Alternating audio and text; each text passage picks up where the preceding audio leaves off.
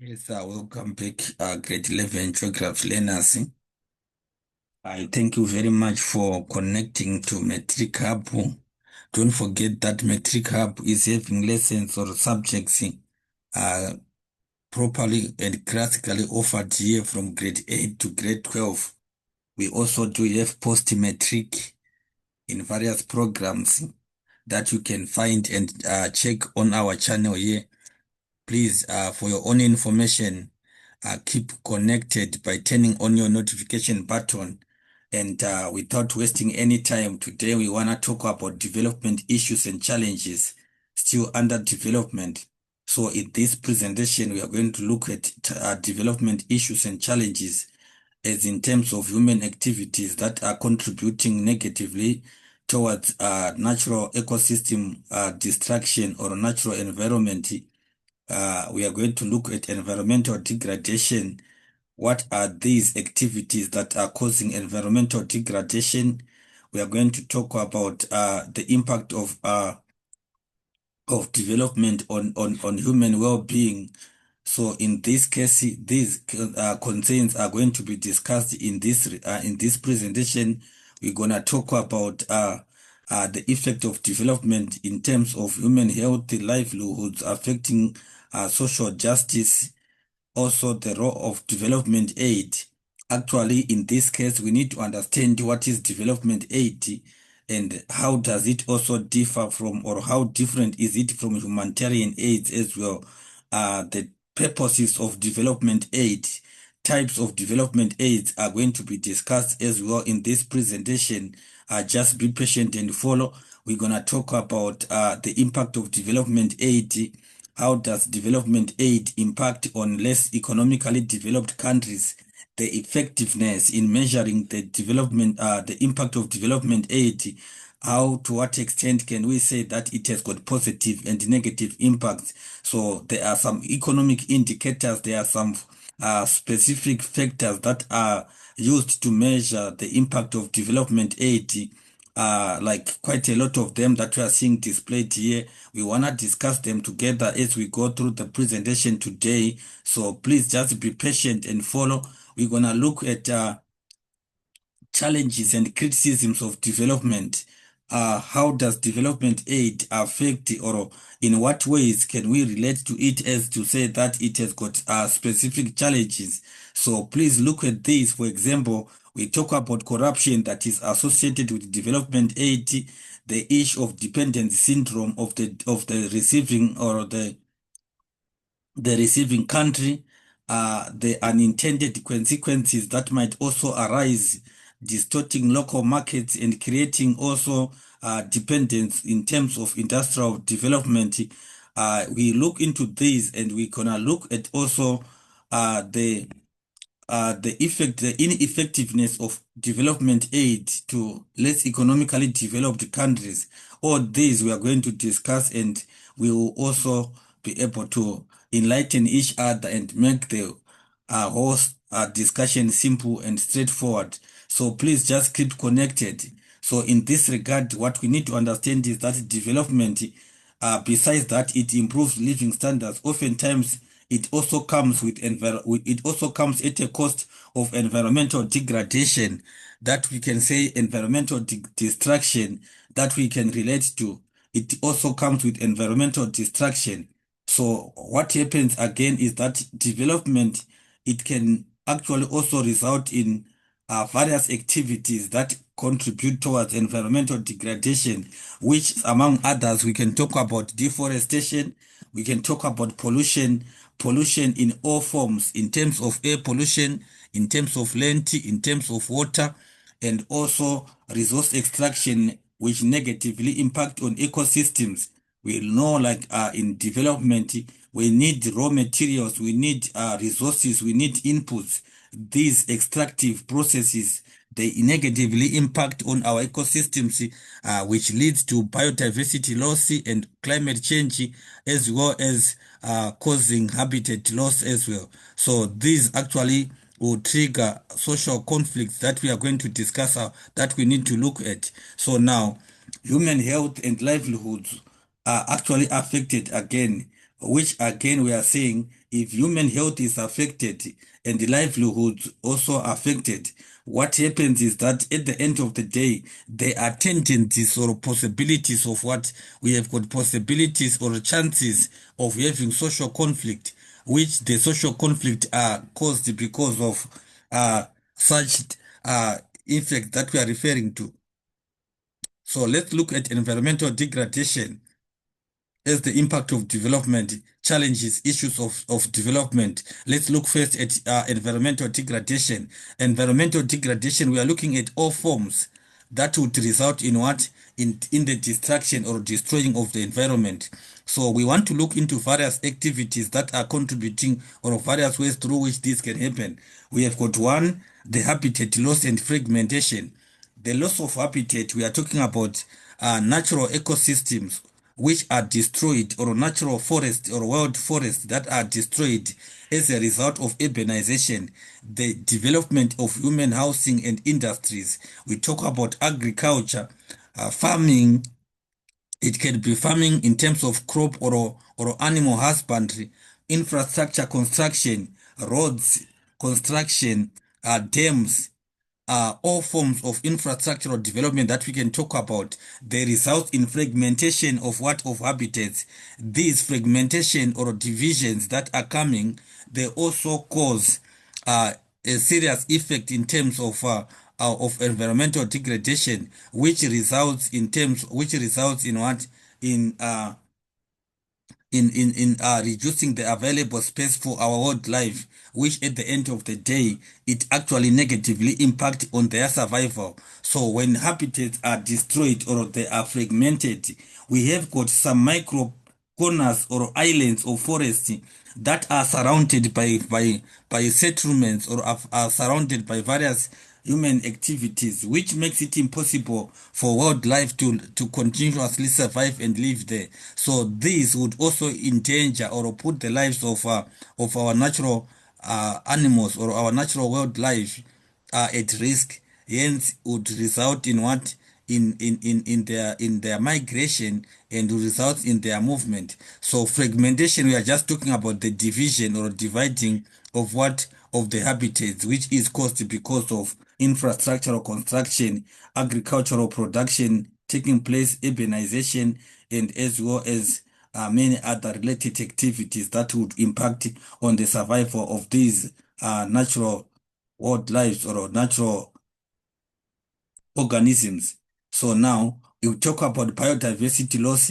Biodiversity loss, we talk about natural living organisms as in terms of like the various forms of organisms in their ecosystems, biodiversity. So if we don't have the variety of living organisms, if we don't have a natural ecosystem which have got organisms in their creation, existing and interacting with each other, we have a problem. So now, habitat loss and other environmental changes, which are such as pollution, uh, pollution we are looking at, such as pollution and climate change, they drive species and result in what? In extinction and reduce the overall diversity of life on Earth.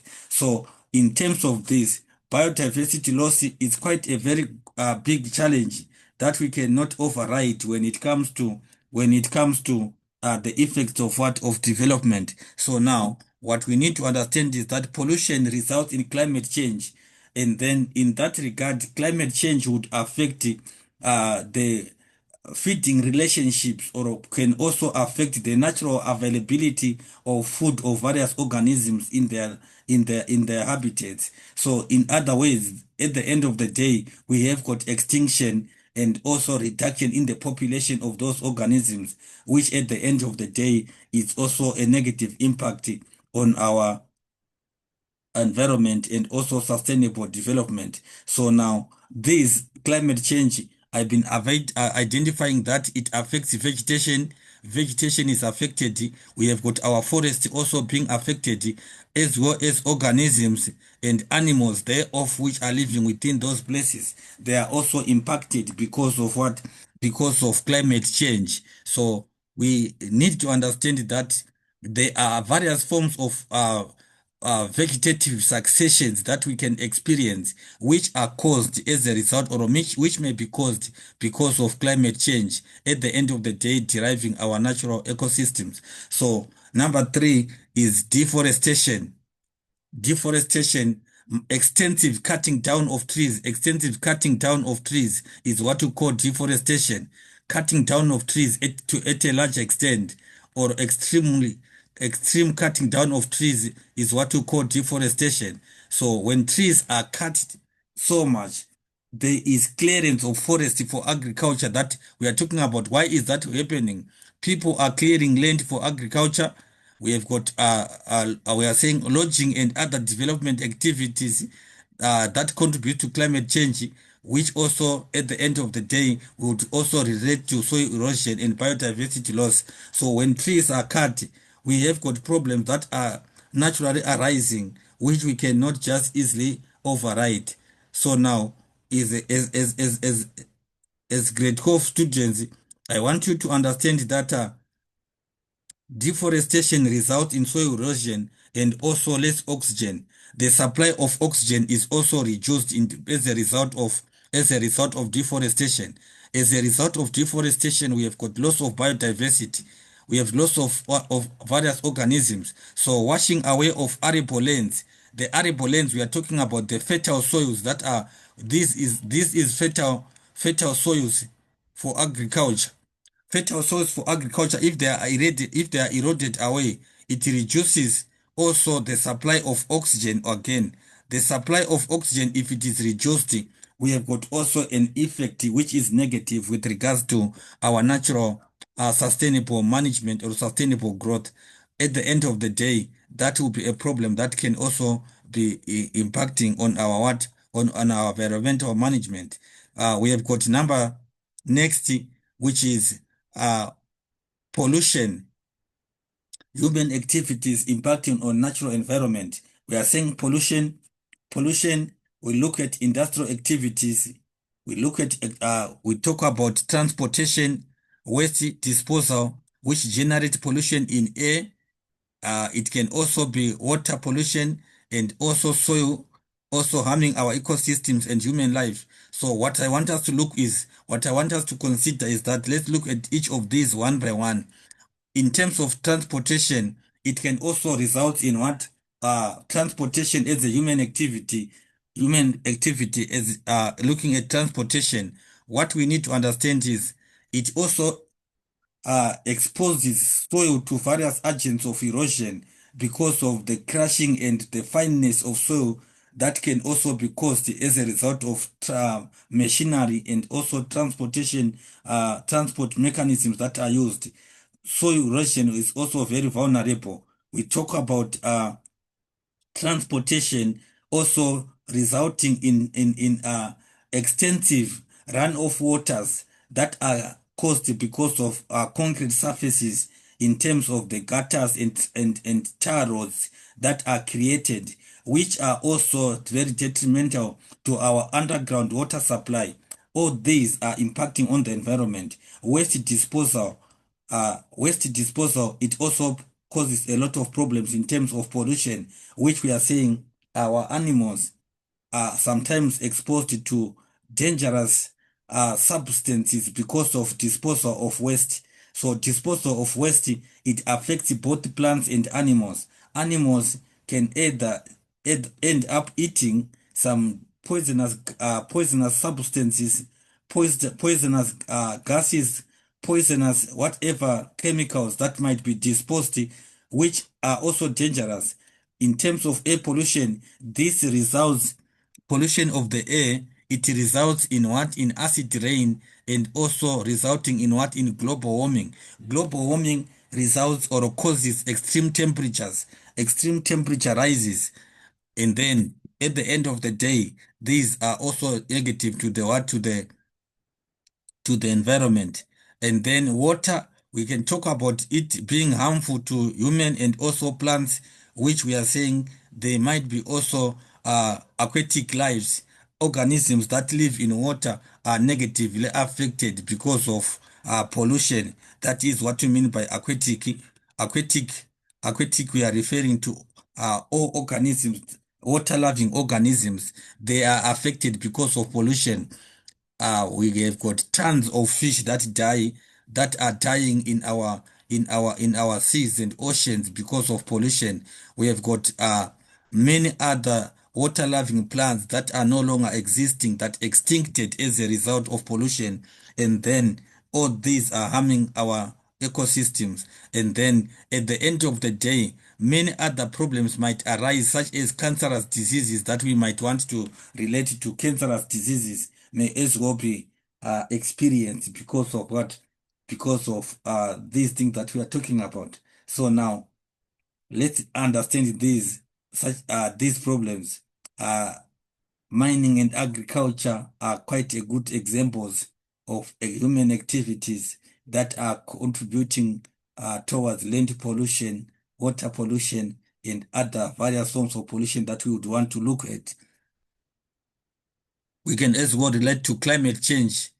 Climate change as human activity, we are saying the burning of fossils, which are fuel. We are talking sources of fuels for energy, and other human activities release greenhouse gases, leading to climate change and its associated impacts, such as rising temperatures. That's what we've talked about: extreme global warming, extreme weather events, and sea level rising. So now, when climate change occurs, I mean, we have got problems to do with climate change, which is caused because of this. So now, if we are together here, we can agree that burning of fossils release greenhouse gases, which also traps, which would also cause, we are saying carbon gases. These are what we call greenhouse gases.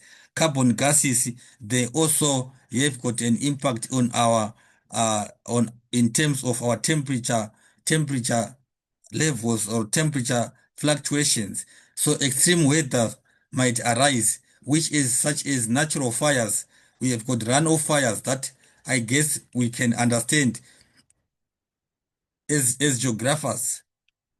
Runoff fires, fires that are just starting on their own. Runoff fires are natural disasters that we can talk about, that are caused because of extreme temperatures. Sea level rises, it causes coastal flooding. Sea level rises, it causes coastal flooding due to melting of icelands and glaciers, which also are dangerous problems, issues that are impacting on the natural environment and also affecting human development. So now what we need to understand is that all these are factors that have to do with problems arising as a result of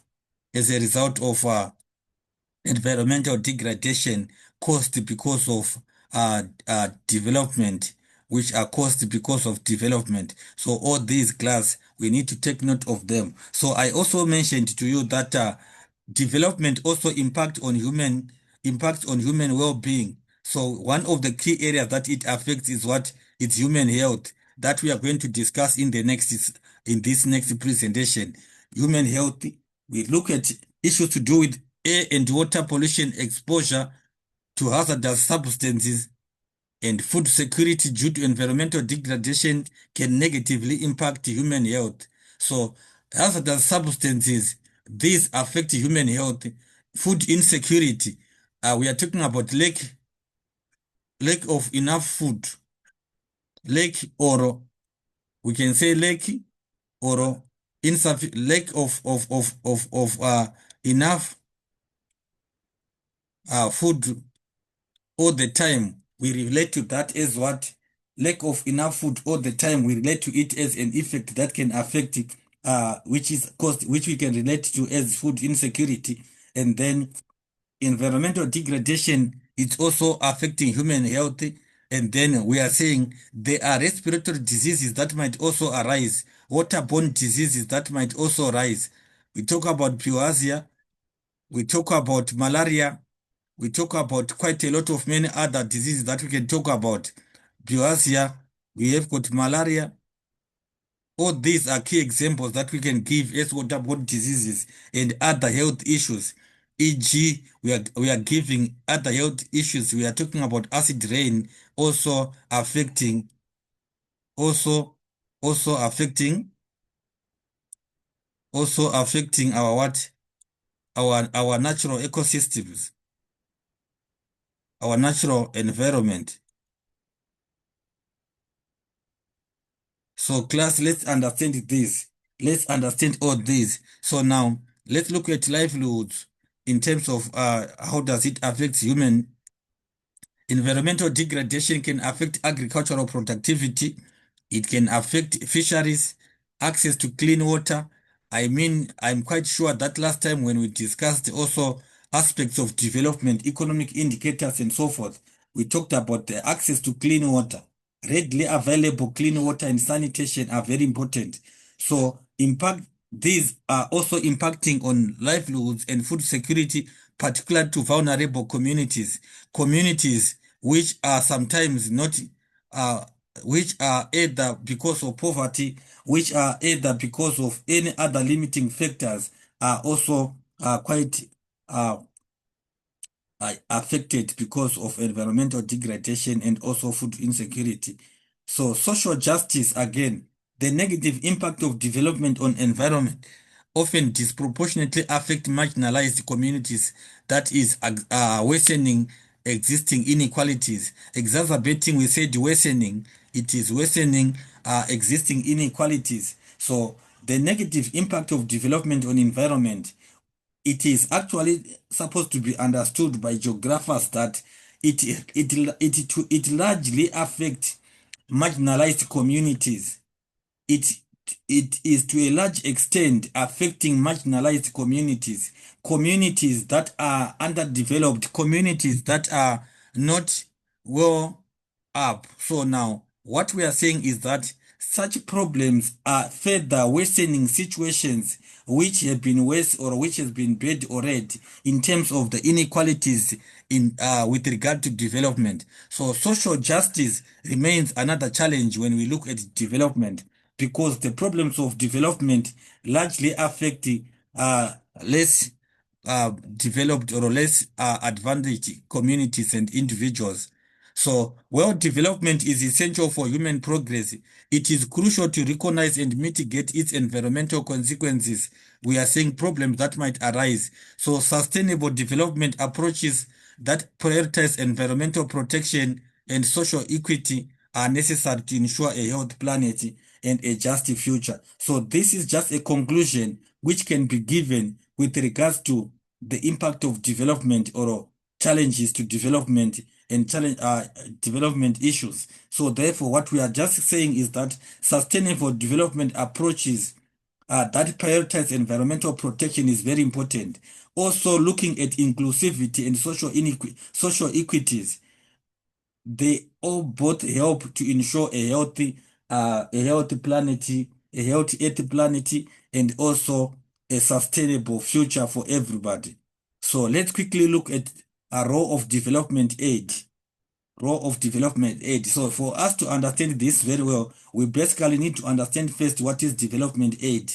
What is development aid? So therefore we can be able to relate and explain it very well. So development aid is also known as development cooperation, which is financial technical support provided by a wealthier nation to to less wealthy countries to promote their economic, social, and political development. So an aid, it can be also defined as a development cooperation, which can be in the form of finance, which can be in the form of technical support that developed nations or wealthier nations can give to less advantaged countries in order to promote their access to wealth, their social problems, and also political development. So these things you need to understand them very clear. It actually differs from humanitarian aid by because it by focusing on long-term sustainable improvement rather than short-term relief. So humanitarian aid, it focuses on short-term relief. However, uh, development aid, it is long-term and sustainable, and then it is quite focusing on very marked developments or improvements. So what is the importance or purpose of what of development aid? Development aid are basically designed to help developing countries. They are designed to help developing countries to meet essential needs, enhance their capacity. We are saying enhancing their capacity means improving. It means improve or improving their abilities, their abilities for development and address inequalities. So what we need to understand is that these actually we are saying inequalities, we are saying avoidance of discrimination. In other words, we are saying elimination of what? Of discrimination, elimination of social classes, which might also cause unequal treatment of people. So all these we look at them. So often it includes support of water.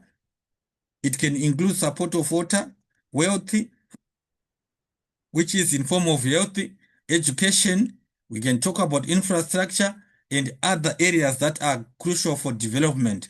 So these are focuses of what? Of development aid: provision of water, health, which can be in forms of medication, in terms of facilities in health, it can be in terms of building hospitals, it can be in terms of provision of transport facilities, it can be in form of education, where people are given bursaries for studying manpower development. We are talking about building capacity for development. Education helps that. Infrastructure development in terms of road networks, in terms of banks, in terms of insurance companies and businesses. All those are various important aspects of development aid which we need to understand and look at. So let's look at types of development aids. We can talk about humanitarian aid, which is actually uh, focusing on providing immediate assistance to people in distress, people in having problems due to natural disasters, conflicts, and other emergencies. So this is called a humanitarian aid. So now it includes provision of food, it includes shelter, it includes medical care, and other essential supplies that are, to those affected. We can give examples in terms of people who are affected by floods or where floods have occurred. We can talk about even natural disasters also as earthquake.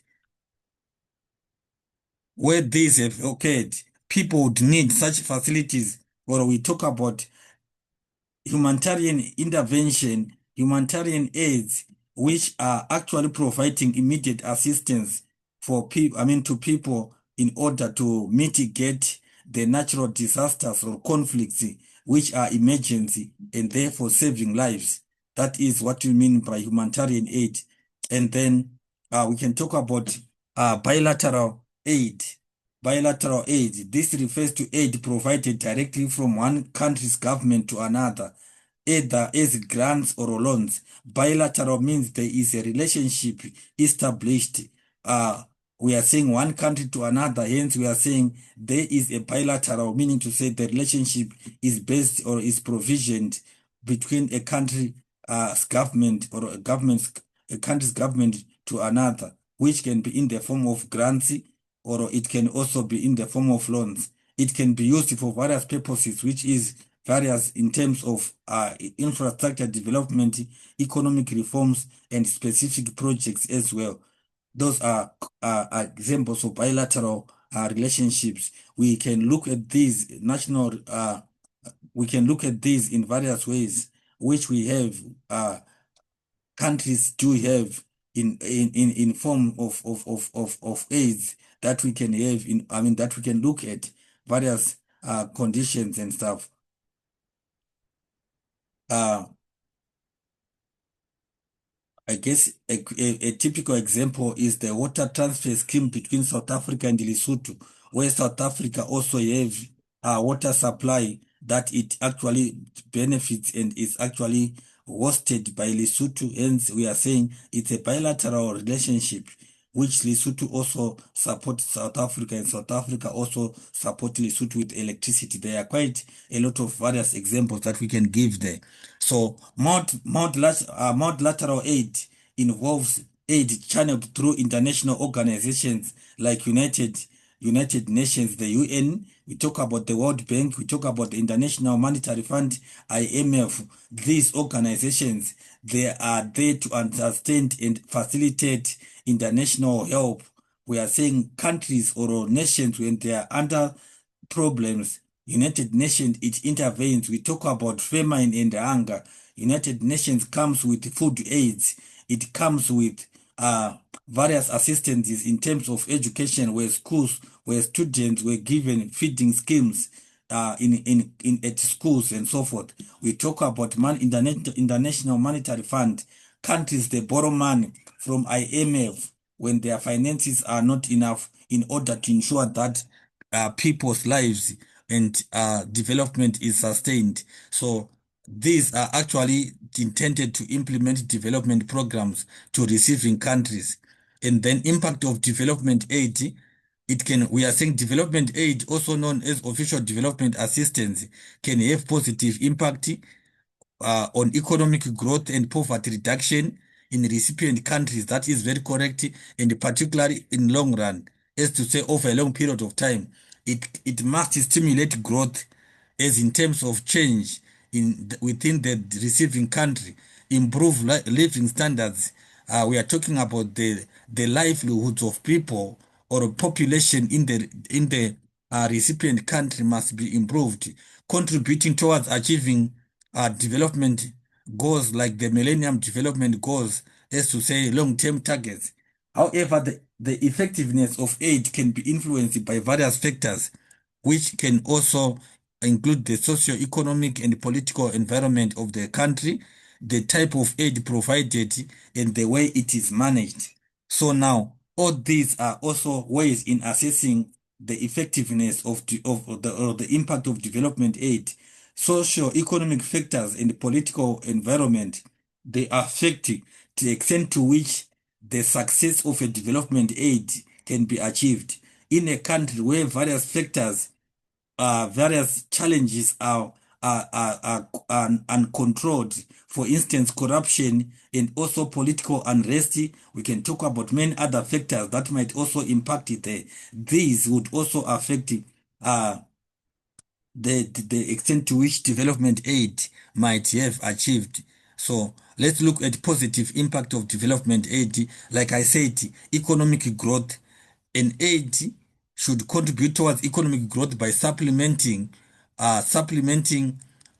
domestic sources of finance. So we are saying supplementing means giving alternative. We want the effectiveness of a development aid. It is through understanding economic growth. So this, we talk about provision or providing or supplementing domestic sources of financing, increasing investment, which is to the reasons of increasing investment is to create employment and also improving productivity. And then productivity results in less prices of commodity, result in less commodity prices when we go to the markets. Therefore, people are able to spend their money and are able to enjoy their sweat by having monies that are buying more than in an inflationary or in an unproductive nation. So what we need to understand is that development aid can lead to high average growth rates, particularly in low income. It can also cause this by supporting infrastructure, human capital formation. We are talking about the human resources of an organization, I mean of a country. We are talking about the personal resources. We are talking about human capital resources class, human capital resources, human as a capital resource. So now what we need to understand is that these are coming as a result of development aids. So we are saying in over and above, this can have an overall investment achievement. So poverty reduction is the positive effect of a development aid. Poverty reduction, aid can directly contribute to poverty reduction by increasing income to the people, improving access to education. We gave examples of of of of bursaries and sponsorships where people are developed. We talk about healthcare, in terms of building of hospitals and other functions, and providing social safety nets. Social safety net, we are talking about all factors that might affect the livelihoods of people. So providing social safety nets can be achieved because of poverty reduction. People are now safe. We have got safety and security.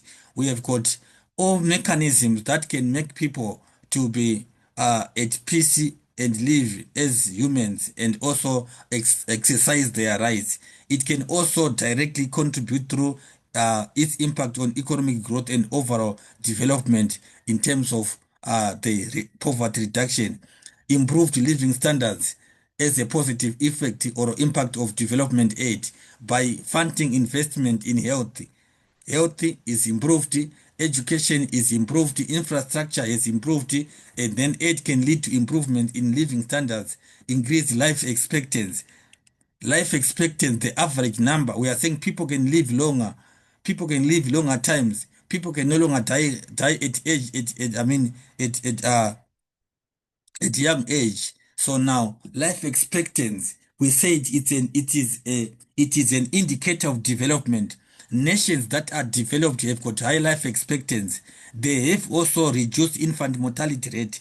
Death rate of children is very low. So if death rate of children is low, we also tend to classify such a nation as a developed country. So we would also look at it as an improvement in the living standards of the people, which can be achieved as a result of development aid class. Let's look at capacity building. Development aid must also focus on capacity building. Capacity is increasing the ability of a country. Aid can help recipient countries build capacity in various sectors. Aid can help recipient countries to build capacity in various sectors. We are saying building capacity is building the abilities to produce, that is enabling them to manage their own development more effectively and eventually reduce their reliance on aid. At the end of the day, aid, we said it is supposed to focus on development and empowering and meeting some millennium development goals. So at the end of the day, countries must become self-reliant. They must be able to stand on their own feet and be able to address their own problems because of an aid. So an aid must focus and speak towards capacity building. And then achievement of development goals, that I think we have already mentioned that, which we said aid plays a crucial role in supporting the achievement of broader development goals, which include sustainable development goals. Long-term generational visions and targets are put in place is a reason of what of AIDS. So these are some of the advantages or positive impacts of development of aid. So what are the challenges and criticisms of development aid which we can have? There are problems to do with corruption, which can undermine the effectiveness of development by diverting resources away from intended beneficiaries. This is to do with either, can we say, looting, or we can say extortion, or we can talk about all means that has to do with siphoning of resources from the marginalized population or individuals, and only benefited by the elites. So in this case, it can also erode public trust in institutions and also worsen social inequalities in terms of that. So development aid can also cause serious social inequalities, whereby corruption, under circumstances when corruption is not controlled, it worsens the situation. Development aid can also result in dependence, whereby the aid can create over-reliance and dependence on foreign assistance, discouraging recipient countries from developing their own sustainable sources of revenue and growth, their sustainable income. Countries must be able to develop or generate their own income at the end of the day. So in that case, we are saying this can be also a negative impact of development aids if it creates a dependent syndrome, where sometimes countries are given conditions that when an aid is given, there are certain attached uh, appendages that would also at the end of the day cripple the recipient country to become self-reliant, and then ineffectiveness, which can be affected by various factors, including quality of governance. The quality of governance is to say the truthful and fairness of corporate practice. That might also be a problem again. So the design of the aid program, how is the aid program gonna be implemented in the overall political and economic context? All these can also be problems that might arise because of development aid, which we are actually relating to say that are motivated and driven by sometimes greediness and also extortion, or also looting and corruption. They are the reasons that might also lead to this, because if you look at them, we are saying being attached to overall political atmosphere of the recipient country. And then development aid may also result in unintended consequences or outcomes. There might be unintended outcomes or consequences that we might look at, which we are saying the aid can sometimes have unintended consequences, such as distorting local markets. We are saying diverting the cultural cultural erosion or corruption can also be a problem, and then creating dependence on certain sectors or industries. There might be issues to do with monopolization also, monopol monopolization of industries or markets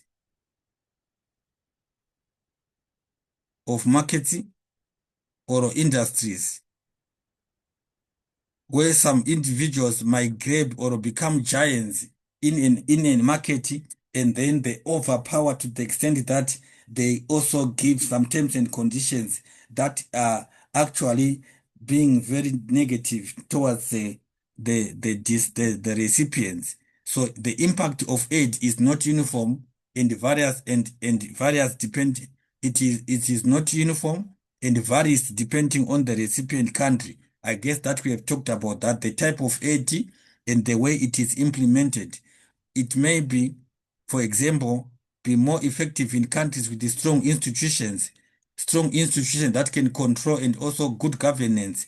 The strong institutions, we are talking about the various institutions that are in charge. It can be, for example, the financial institutions, we talk about the governance and so forth. It is also important to consider the long-term impact of aid and the need for sustainable development strategies. Here we are just overrating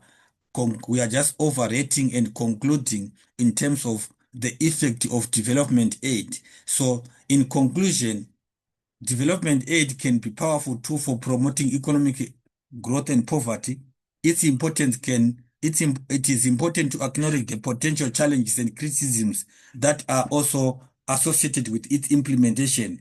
The implementation, I guess that is what we have just discussed up there. So we are saying a new approach that considers the specific context of each recipient country and promote good governance and sustainable development is crucial for maximizing the positive impact of a development aid. So development aid must have a specific context of which way we are referring to the recipient country, and also the promotion of good governance, the promotion of sustainable development. They are all quite crucial for maximizing the positivity of a development aid. So in other words, I also identified to say, when is development aid ineffective to less economically developed countries? I guess all the points that I have just added here has been touched in the discussion there. So poor countries struggle to repay the loans. It is ineffective when poor countries struggle to repay, when they struggle to repay, to pay back the loans. It is ineffective. if the aid fails to reach intended persons. If the aid fails to reach the intended persons, we are saying there is diversion of resources and therefore it is ineffective. Corruption, e.g., politicians using aid for themselves, it can also be ineffective. That is an idea or concept that we need to also visualize. If it sets conditions, e.g., projects are run by foreign countries. If projects are run by foreign countries, or resources or profits are repatriated to the donor countries, these are conditions which are also which are also negative when we look at what the ineffectiveness of development aid to less economically developed countries. So preset conditions might at the end of the day uh, defy the intended advantages that we want to have. So in other words, what we want to understand is that there are quite a lot of issues that we need to look at. And then they are also what we call conditional aids, which are given on certain terms. Therefore, these can relate to terms and situations that I'm pointing out here. So now, uh, don't forget again to look at development and women. How do women impact on development? What practices are in place and strategies that are put by different governments in terms of promoting women in development and success? So, class, thank you very much for your time.